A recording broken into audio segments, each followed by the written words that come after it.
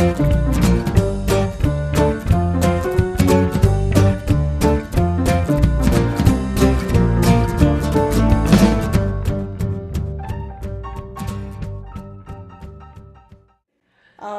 I'm Barbara, and this is Mason.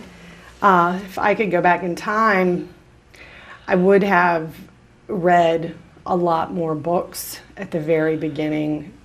I wouldn't have depended so heavily on doctors' opinions as well as their suggested treatments.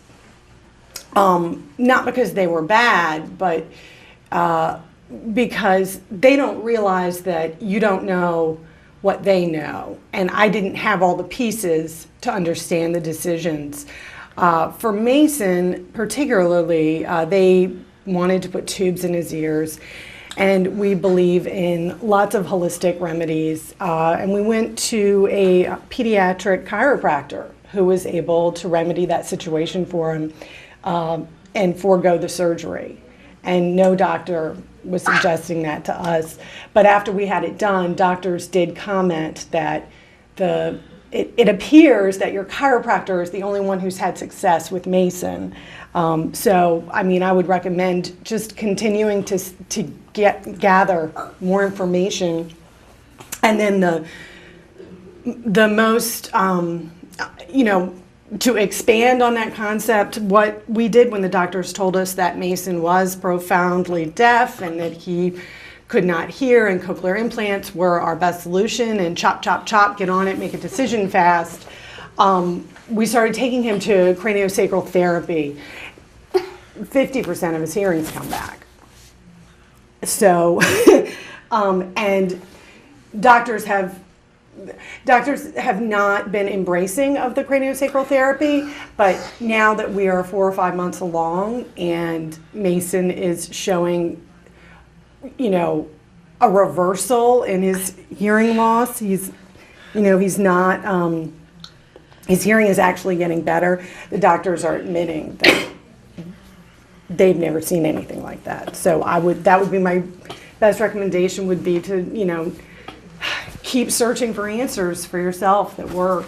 Craniosacral therapy is a therapy that was developed in the 70s by a neurologist, a well-respected neurologist.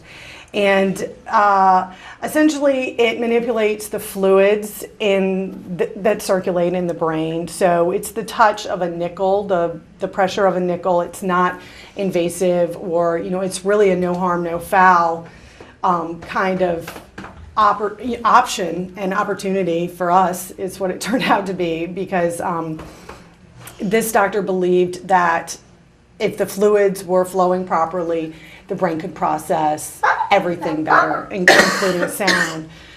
So, so far that has been very successful for us.